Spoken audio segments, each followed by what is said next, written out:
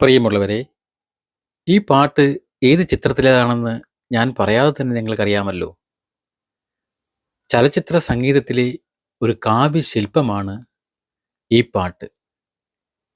ഈ പാട്ടിനെ സംബന്ധിക്കുന്ന ഒരു സമഗ്ര റിപ്പോർട്ടാണ് ഇന്ന് ഞാൻ അവതരിപ്പിക്കുന്നത്.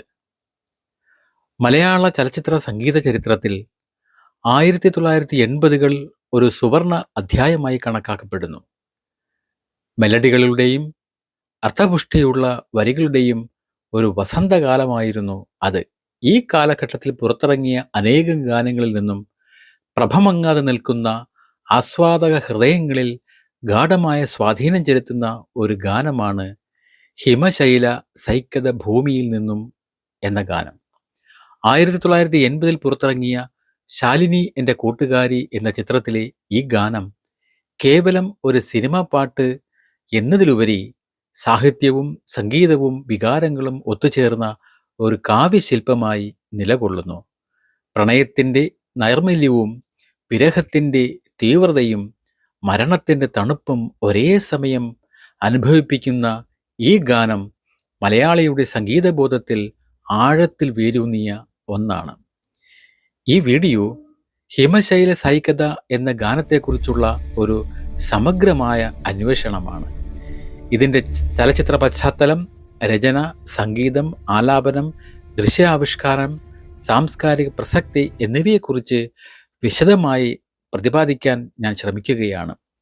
ലഭ്യമായ വിവരങ്ങളുടെ അടിസ്ഥാനത്തിൽ ഈ ഗാനത്തിൻ്റെ ഓരോ സൂക്ഷ്മ ഘടകങ്ങളെയും കീറിമുറിച്ചു പരിശോധിക്കുകയും അവ എങ്ങനെയാണ് ഈ ഗാനത്തെ ഒരു ക്ലാസിക് ആക്കി മാറ്റിയതെന്ന് വിശകലനം ചെയ്യുകയാണ്. 1980-കളുടെ തുടക്കം മലയാള സിനിമയിൽ വലിയ മാറ്റങ്ങളുടെ കാലമായിരുന്നു. മസാല ചിത്രങ്ങളിൽ നിന്നും മാറി ജീവിതഗന്ധിയായ കഥകളും ക്യാമ്പസ് പശ്ചാത്തലത്തിലുള്ള സിനിമകളും കൂടുതൽ വരാൻ തുടങ്ങി. പി പത്മരാജൻ, ഭരതൻ, മോഹൻ തുടങ്ങിയ സംവിധായകരുടെ ഉദയം ഈ മാറ്റത്തിന് ആക്കം കൂട്ടി. ഈ കാലഘട്ടത്തിലെ സിനിമകളിലെ ഗാനങ്ങൾക്കും ഒരു പ്രത്യേകതയുണ്ടായിരുന്നു. അവ കഥയുമായി ഇഴചേർന്നു നിൽക്കുന്നവയും കഥാപാത്രങ്ങളുടെ മാനസികാവസ്ഥയെ കൃത്യമായി പ്രതിഫലിപ്പിക്കുന്നതുമായിരുന്നു. ശാലിനി എൻ്റെ കൂട്ടുകാരി എന്ന ചിത്രം ഈ മാറ്റത്തിൻ്റെ ഒരു ഉത്തമ ഉദാഹരണമാണ്. 1980 മാർച്ച് 21 പുറത്തിറങ്ങിയ ഈ ചിത്രം അന്നത്തെ യുവത്വത്തിൻ്റെ, പ്രത്യേകിച്ചും കോളേജ് വിദ്യാർത്ഥികളുടെ ഇടയിൽ വലിയ തരംഗമാണ് സൃഷ്ടിച്ചത്. പ്രണയവും സൗഹൃദവും മാത്രമല്ല, ആത്മഹത്യ, വിഷാദം, കുടുംബ ബന്ധങ്ങളിലെ വിള്ളലുകൾ തുടങ്ങിയ ഗൗരവമേറിയ വിഷയങ്ങളും ഈ ചിത്രം കൈകാര്യം ചെയ്തു. ഇത്തരം ഒരു പശ്ചാത്തലത്തിലാണ് ഹിമശൈല സൈകതം എന്ന ഗാനം പിറവിയെടുക്കുന്നത്.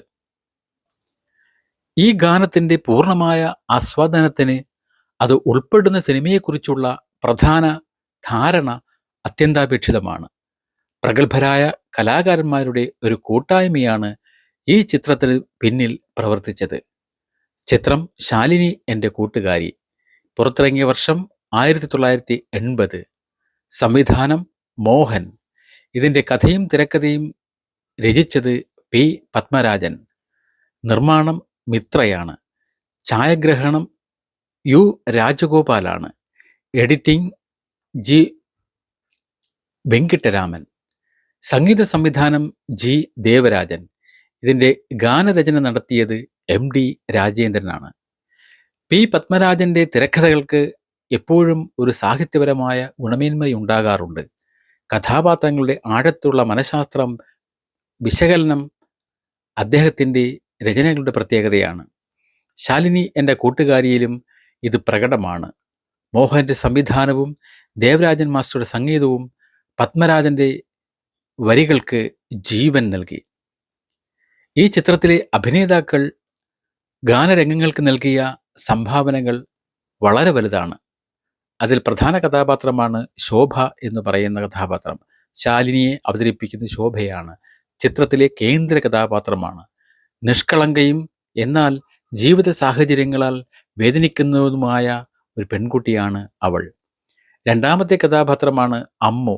ഈ കഥാപാത്രത്തെ അവതരിപ്പിച്ചത് ജലജയാണ്, ശാലിനിയുടെ ഉറ്റ സുഹൃത്ത്. ഈ ഗാനം സിനിമയിൽ ആലപിക്കുന്നത് അമ്മു എന്ന കഥാപാത്രമാണ്. അടുത്ത ഒരു നായക നടനാണ് വേണു നാഗവള്ളി. അദ്ദേഹം പ്രഭ എന്ന കഥാപാത്രത്തെയാണ് ഈ സിനിമയിൽ അവതരിപ്പിക്കുന്നത്. ശാലിനിയുടെ സഹോദരനാണ്. ഒരു കവിയും ചിന്തകനുമായ ഇദ്ദേഹം വിഷാദ രോഗത്തിന് അടിമപ്പെട്ട ഒരു കഥാപാത്രമാണ്. ഈ ഗാനത്തിൻ്റെ രചയിതാവ്, അതായത് സിനിമയിലെ കഥയിലെ പ്രഭയാണ്.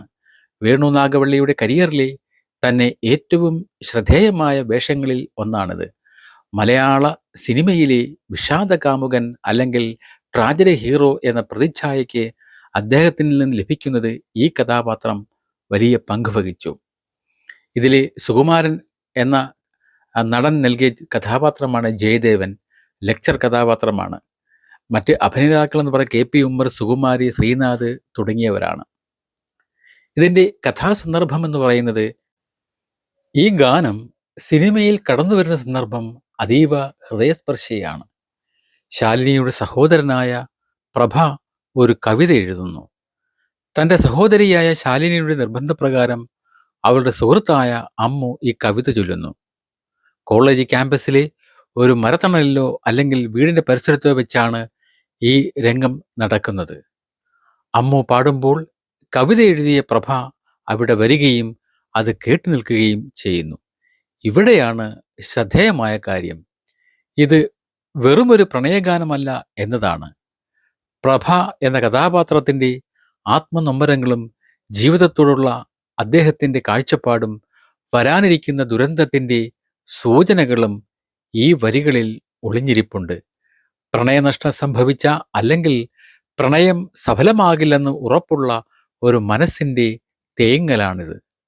പിന്നീട് സിനിമയിൽ പ്രഭ ആത്മഹത്യ ചെയ്യുന്നുണ്ട് എന്നത് ഈ ഗാനത്തിന് ഒരു വിലാപകാവ്യത്തിൻ്റെ പരിവേഷം നൽകുന്നു. ഈ ഗാനത്തിൻ്റെ ഏറ്റവും വലിയ പ്രത്യേകത അതിൻ്റെ വരികളാണ്.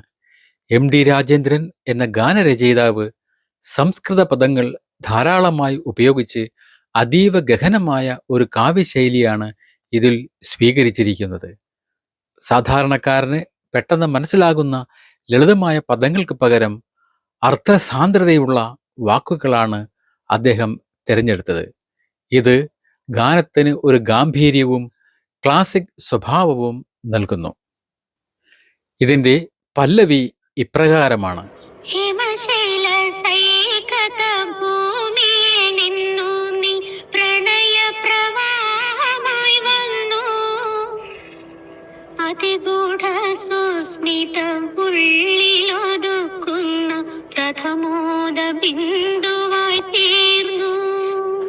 ഈ വരികളിൽ കവി പ്രണയത്തെ പ്രകൃതിയുമായി ബന്ധിപ്പിക്കുന്നു എന്ന് നമുക്ക് കാണാൻ കഴിയും. പ്രയോഗം തന്നെ ഹിമശൈലം, അതായത് മഞ്ഞുമല അഥവാ ഹിമാലയം, അതായത് പരിശുദ്ധിയുടെയും ഉയരത്തിൻ്റെയും പ്രതീകമായിട്ടാണ് ഹിമശൈലം എന്ന പ്രയോഗം. സൈകതം എന്നാൽ മണൽത്തിട്ട, അതായത് നദികൾ ഉത്ഭവിക്കുന്നതോ ഒഴുകുന്നതോ ആയ ഇടത്തെയാണ് സൈകതം എന്ന് വിശേഷിപ്പിക്കുന്നത്. ഹിമശൈല സൈകത ഭൂമി, അതായത് ഹിമാലയത്തിൻ്റെ താഴ്വരയിലെ മണൽത്തിട്ടകളിൽ നിന്ന് ഇവിടെ ഗംഗാനദിയുടെ ഉത്ഭവത്തെക്കുറിച്ച് പരോക്ഷമായി സൂചനയുണ്ട്. ഗംഗയെപ്പോലെ പരിശുദ്ധമായ ഒന്നാണ് തൻ്റെ പ്രണയമെന്ന് കവി സമർത്ഥിക്കുന്നു.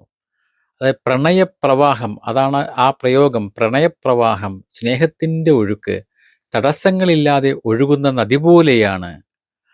അതിഗൂഢ സുസ്മിതം, വളരെ രഹസ്യമായ നിഗൂഢമായ പുഞ്ചിരി, ഉള്ളിൽ ഒളിപ്പിച്ചു വെച്ച പ്രണയത്തിൻ്റെ സന്തോഷമാവാം അത്. പ്രഥമോദ ബിന്ദു, അതാണ് ഏറ്റവും മനോഹരമായ ഒരു പ്രയോഗം. പ്രഥമ എന്നാൽ സംസ്കൃതത്തിൽ ആദ്യത്തെ എന്ന അർത്ഥമാണ്. ഉദ എന്നാൽ ജലം, തുള്ളി എന്നീ വാക്കുകൾ ചേർന്നാണ് ഇത് ഉണ്ടായിരിക്കുന്നത്. അതായത് പ്രഥമോദ ബിന്ദു എന്ന പ്രയോഗം, ആദ്യത്തെ മഴത്തുള്ളി. വേനലിന് ശേഷം മണ്ണിൽ വീഴുന്ന ആദ്യ മഴത്തുള്ളിക്ക് ഒരു പ്രത്യേക ഗന്ധവും കുളിർമയുമുണ്ട്. അതുപോലെയാണ് കാമുകി തൻ്റെ ജീവിതത്തിലേക്ക് വന്നതെന്ന് കവി പറയുന്നു. കാളിദാസന്റെ മേഘസന്ദേശം പോലുള്ള കാവ്യങ്ങളിലെ വർണ്ണനകളെ ഇത് ഓർമ്മിപ്പിക്കുന്നു. ഇനി ഇതിൻ്റെ അനുപല്ലവി ഒന്ന് നോക്കാം.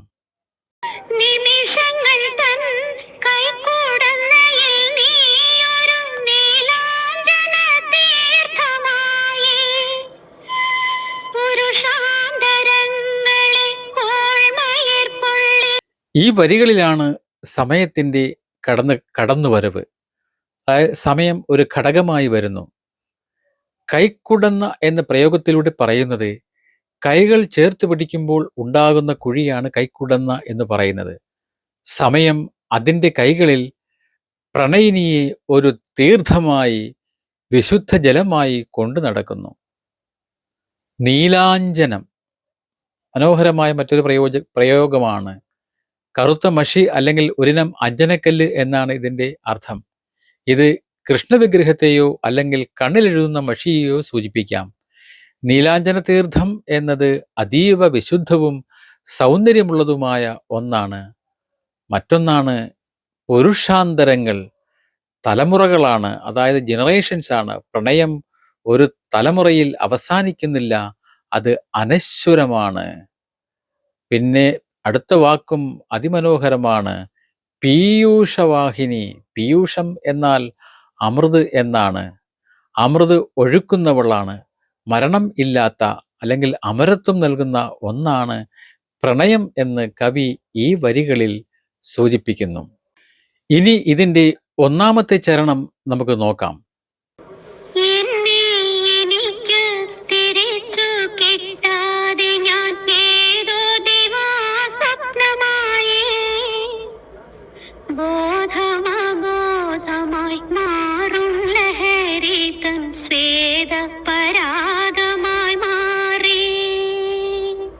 കവിയുടെ മാനസികാവസ്ഥ ഇവിടെ മാറുന്നു. പ്രണയത്തിൻ്റെ ഉന്മാദാവസ്ഥയിൽ സ്വയം നഷ്ടപ്പെടുന്ന കവിയെ ഇവിടെ കാണാം. അതാണ് ദിവാസ്വപ്നം എന്ന പ്രയോഗം. പകൽക്കിനാവ്, അതായത് ദിവാസ്വപ്നം എന്നാൽ പകൽക്കിനാവ്, അതായത് യാഥാർത്ഥ്യത്തിൽ നിന്ന് അകന്നുപോയ അവസ്ഥ എന്നൊക്കെയാണ് ദിവാസ്വപ്നം. ദിവാസ്വപ്നമായി എന്നുള്ള പ്രയോഗം അങ്ങനെ വന്നത് മാത്രമല്ല, ബോധം അബോധമായി മാറുന്ന നിമിഷമാണ്. അതായത് യുക്തിചിന്തകൾ നഷ്ടപ്പെട്ട് വികാരങ്ങൾക്ക് അടിമപ്പെടുന്ന അവസ്ഥയാണ്. അത് സ്വേദപരാഗമാണ്. സ്വേദം എന്നാൽ വിയർപ്പ്, പരാഗമെന്നാൽ പൂമ്പൊടി. പ്രണയത്തിൻ്റെ ലഹരിയിൽ ഉരുകിപ്പോകുന്ന അല്ലെങ്കിൽ വിയർത്തുപോകുന്ന അവസ്ഥയെ കവി പൂമ്പൊടിയോട് ഉപമിക്കുന്നു. പൂമ്പൊടി കാറ്റിൽ പറന്നു പോകുന്നത് പോലെ താൻ എങ്ങോട്ടോ പോവുകയാണെന്ന് കവി തിരിച്ചറിയുകയാണ് ഈ വരികളിലൂടെ. ഇതിൻ്റെ രണ്ടാമത്തെ ചരണം നമ്മളൊന്ന് ശ്രദ്ധിക്കുമ്പോൾ മനസ്സിലാകുന്നത് മരണത്തിൻ്റെ കാലൊച്ചയാണ്. ഈ ഗാനത്തിലെ ഏറ്റവും ആഴമേറിയതും വേദനിപ്പിക്കുന്നതുമായ ഭാഗമാണ് വേണു നാഗവള്ളിയുടെ കഥാപാത്രമായ പ്രഭയുടെ ആത്മഹത്യാ തീരുമാനം വരികളിൽ പ്രതിഫലിക്കുന്നത്. കാലം ഘനീഭൂതമായി, അതായത് സമയം ഉറച്ചുപോയ അവസ്ഥ, മരണത്തിൽ സമയമില്ല എന്നാണ്. അക്കരെ കാണാത്ത കയങ്ങൾ, ആഴങ്ങൾ, മരണത്തിന് അപ്പുറമുള്ള ലോകത്തെക്കുറിച്ചുള്ള അനിശ്ചിതത്വം. എങ്ങോട്ട് പോയി ഞാൻ? തൻ്റെ യാത്രയുടെ ലക്ഷ്യം അവ്യക്തമാണ്. സ്മൃതികളെ, നിങ്ങൾ വരില്ലയോ കൂടെ? അതായത് മരിക്കാൻ പോകുമ്പോൾ ആർക്കും കൂടെ വരാനാകില്ല. എന്നാൽ തൻ്റെ ഓർമ്മകളെയെങ്കിലും കൂടെ വരാൻ കവി ക്ഷണിക്കുന്നു. തികച്ചും ഏകാഗിയായ ഒരു മനുഷ്യൻ്റെ ദയനീയമായ അപേക്ഷയാണിത്. ഈ വരികൾ കേൾക്കുമ്പോൾ പ്രേക്ഷകന്റെ മനസ്സ് അലിവോടെ ആർദ്രമാകുന്നു. ഈ വരികളുടെ അർത്ഥം പൂർണ്ണമായി മനസ്സിലാക്കുക എന്നത് ബുദ്ധിമുട്ടാണെന്ന് ചില നിരൂപകർ അഭിപ്രായപ്പെടുന്നുണ്ട്. എന്നിരുന്നാലും ഇതിലെ വിഷാദഭാവം ആർക്കും അനുഭവവേദ്യമാണ്. മലയാള സിനിമ സംഗീതത്തിലെ ചക്രവർത്തി എന്ന് വിശേഷിപ്പിക്കാവുന്ന ജി ദേവരാജൻ മാസ്റ്ററാണ് ഈ വരികൾക്ക് സംഗീതം നൽകിയത്. അദ്ദേഹത്തിൻ്റെ സംഗീത സംവിധാനത്തിൻ്റെ സവിശേഷതകൾ ഈ ഗാനത്തിൽ ഉടനീളം കാണാം. ഈ ഗാനം ചിട്ടപ്പെടുത്തിയിരിക്കുന്നത് ശങ്കരാഭരണം രാഗത്തിലാണ്. അതായത് കർണാടക സംഗീതത്തിൽ 29ാമത്തെ മേളകർത്താ രാഗമാണിത്. ഇതിനു സമാനമായി ഹിന്ദുസ്ഥാനി രാഗമാണ് ബിലാവൽ അല്ലെങ്കിൽ ശുദ്ധ ബിലാവൽ. പാശ്ചാത്യ സംഗീതമാണെങ്കിൽ മേജർ സ്കെയിലാണ്, അതായത് സി മേജർ സ്കെയിൽ എന്ന് ഇതിനെ വിളിക്കാം. സാധാരണയായി ശങ്കരാഭരണൻ രാഗം സന്തോഷം, ഭക്തി, ശൃംഗാരം എന്നിവയെ പ്രകടിപ്പിക്കാനാണ് ഉപയോഗിക്കുന്നത്. എന്നാൽ ദേവരാജൻ മാസ്റ്റർ ഇവിടെ ആ രാഗത്തെ ഉപയോഗിച്ച് വിഷാദവും വിരഹവും അതിമനോഹരമായി ആവിഷ്കരിച്ചിരിക്കുന്നു. രാഗത്തിന്റെ ഗാംഭീര്യം ചോരാതെ തന്നെ അതിനെ ഒരു ലളിതഗാനത്തിന്റെ ചട്ടക്കൂട്ടിലേക്ക് ഒതുക്കാൻ അദ്ദേഹത്തിന് കഴിഞ്ഞു. ഇതിന്റെ സംഗീത ഘടന നോക്കുകയാണെങ്കിൽ തുടക്കത്തിൽ, അതായത് ഗാനം തുടങ്ങുന്നത് സംഗീത ഉപകരണങ്ങളുടെ നേർത്ത അകമ്പടി മാത്രമേ ഉള്ളൂ. ഒരു കവിത ചൊല്ലുന്ന രീതിയിലാണ്. ഹിമശൈല സൈക്കത എന്ന മാധുരി പാടിത്തുടങ്ങുമ്പോൾ പശ്ചാത്തല സംഗീതം നേർത്തതാണ്. ഇത് വരികൾക്ക് കൂടുതൽ ശ്രദ്ധ നൽകാൻ സഹായിക്കുന്നു. പിന്നീട് മൃദുവായ വയലിൻ, ഫ്ലൂട്ട് എന്നിവയുടെ അകമ്പടിയോടെ ഗാനം ഒഴുകുന്നു. തബലയുടെ താളം വളരെ മിതമാണ്. പാട്ടിൻ്റെ മൂഡ് ബ്രേക്ക് ചെയ്യാത്ത രീതിയിലുള്ള ഓർക്കസ്ട്രേഷനാണ് ദേവരാജൻ മാസ്റ്റർ ഈ സംഗീത സംവിധാനത്തിൽ ഉപയോഗിച്ചിരിക്കുന്നത്. ഈ ഗാനത്തിന്റെ വിജയത്തിനു പിന്നിൽ പി മാധുരിയുടെ പങ്ക് നിസ്തുലമാണ്. 1970-80 കാലഘട്ടത്തിൽ മലയാളത്തിൽ നിറഞ്ഞു നിന്ന ഗായികയാണവർ. അവരുടെ ശബ്ദത്തിലെ പ്രത്യേകതകൾ ഈ ഗാനത്തിന് ഏറെ അനുയോജ്യമായിരുന്നു. അതിൽ പ്രധാനമാണ് അതിൻ്റെ ഭാവം. വരികളുടെ അർത്ഥം പൂർണ്ണമായി ഉൾക്കൊണ്ടുകൊണ്ടാണ് മാധുരി പാടിയിരിക്കുന്നത്. നിങ്ങൾ വരില്ലയോ കൂടെ എന്ന വരി പാടുമ്പോൾ ശബ്ദത്തിൽ വരുത്തുന്ന ആ ഇടർച്ച കേൾവിക്കാരൻ്റെ കണ്ണു നനയിക്കാൻ പോകുന്നതാണ്. അതുപോലെ തന്നെയാണ് അതിൻ്റെ ഉച്ചാരണം. സംസ്കൃത പദങ്ങൾ നിറഞ്ഞ വരികളായിരുന്നിട്ടും മാധുരിയുടെ ഉച്ചാരണം വളരെ സ്പഷ്ടമായിരുന്നു. ഹിമശൈല, സൈക്കത, നീലാഞ്ജന തുടങ്ങിയ വാക്കുകൾ അവർ ഉച്ചരിക്കുന്ന രീതി ഗാനത്തിൻ്റെ ഭംഗി കൂട്ടുന്നു. ഈ ഗാനം മാധുരിയുടെ തന്നെ പ്രിയപ്പെട്ട ഗാനമാണ്. പി മാധുരി തന്നെ പല അഭിമുഖങ്ങളിലും തൻ്റെ എക്കാലത്തെയും പ്രിയപ്പെട്ട 10 ഗാനങ്ങളിൽ ഒന്നായി ഇതിനെ തിരഞ്ഞെടുത്തിട്ടുണ്ട്. ഇന്നെനിക്ക് പൊട്ടുകുത്താൻ, പ്രാണനാഥൻ എനിക്ക് നൽകിയ തുടങ്ങിയ ക്ലാസിക്കുകൾക്കൊപ്പം അവർ ഈ ഗാനത്തെയും ചേർത്ത് പിടിക്കുന്നു. ഗാനത്തിൻ്റെ ദൃശ്യങ്ങൾ അതിൻ്റെ അർത്ഥത്തെ കൂടുതൽ ആഴത്തിൽ പ്രേക്ഷകരിലേക്ക് എത്തിക്കുന്നു. അതിൽ പ്രധാനമായിട്ടും അതിൻ്റെ ലൊക്കേഷനാണ്. പ്രകൃതി രമണീയമായ ഒരിടത്താണ് ഈ ഗാനം ചിത്രീകരിച്ചിരിക്കുന്നത്. മരത്തണലും ശാന്തമായ അന്തരീക്ഷവും ഗാനത്തിൻ്റെ മൂഡിന് ചേർന്നതാണ്. ഇതിൽ അഭിനേതാക്കളുടെ പ്രകടനം പ്രത്യേകിച്ചെടുത്ത് പറയേണ്ടതാണ്. അതിൽ ജലജ പാടുന്നതായി അഭിനയിക്കുന്ന രംഗമാണ് നമുക്ക് കാണാൻ കഴിയുന്നത്. വളരെ ഒതുക്കമുള്ള അഭിനയമാണ് കാഴ്ചവെച്ചിരിക്കുന്നത്. കണ്ണുകളിലെ ഭാവങ്ങളിലൂടെ അവർ വരികളുടെ അർത്ഥം പ്രകടിപ്പിക്കുന്നു. പിന്നെ വേണുനാഗവള്ളി എന്ന വിഷാദ നായകനാണ്. പാട്ട് കേട്ടുനിൽക്കുന്ന പ്രഭയായി വേണുനാഗവള്ളി ജീവിക്കുകയായിരുന്നു. തൻ്റെ ഉള്ളിലെ വേദന പുറത്തു കാണിക്കാതെ ഒരു മരത്തിനോ അല്ലെങ്കിൽ മറ്റു സ്ഥലത്തോ മാറി നിന്ന് കേൾക്കുന്ന ഇതുപോലെയാണ് അദ്ദേഹത്തിൻ്റെ മുഖഭാവങ്ങൾ. ഈ ഗാനരംഗത്തെ അവിസ്മരണീയമാക്കുന്നു. വിഷാദ കാമുകൻ എന്ന തൻ്റെ ഇമേജ് അദ്ദേഹം ഇതിലൂടെ ഭദ്രമാക്കുകയാണ് ചെയ്തത്. റിലീസ് ചെയ്ത് 4.5 പതിറ്റാണ്ട് പിന്നിട്ടിട്ടും ഹിമശൈല സൈക്കതം ഇന്നും മലയാളികളുടെ ഇടയിൽ സജീവമാണ്. അതിലെ കവർ സോങ്ങുകളാണ് വളരെ പ്രധാനമായിട്ടുള്ളത്. നിരവധി പുതിയ തലമുറ ഗായകർ ഈ ഗാനം വീണ്ടും പാടി യൂട്യൂബിലും മറ്റും അപ്ലോഡ് ചെയ്യുന്നുണ്ട്. ഇത് ഗാനത്തിൻ്റെ സ്വീകാര്യത ഇപ്പോഴും കുറഞ്ഞിട്ടില്ല എന്നതിൻ്റെ തെളിവാണ്. അതുപോലെ തന്നെ സംഗീത റിയാലിറ്റി ഷോകളിൽ മത്സരാർത്ഥികൾ തങ്ങളുടെ കഴിവ് തെളിയിക്കാൻ തിരഞ്ഞെടുക്കുന്ന പ്രധാന ഗാനങ്ങളിൽ ഒന്നാണിത്. പാടാൻ പ്രയാസമുള്ള ഗാനമായി ഇത് വിലയിരുത്തപ്പെടുന്നു. പഴയ ക്യാമ്പസ് കാലഘട്ടത്തെ ഓർമ്മിപ്പിക്കുന്ന ഒരു ഗാനമാണിത്.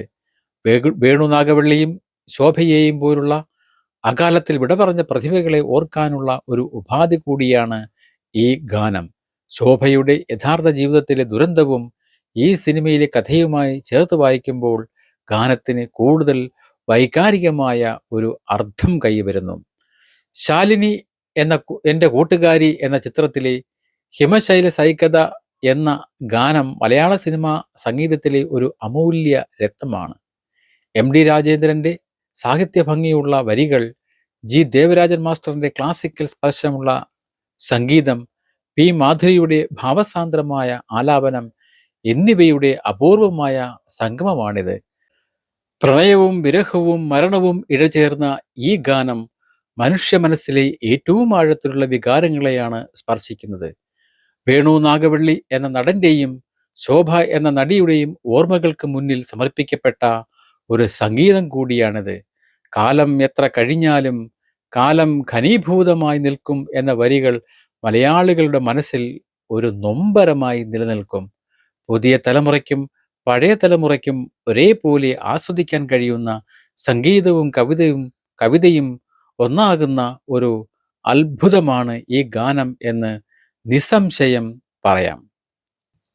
നന്ദി, നമസ്കാരം.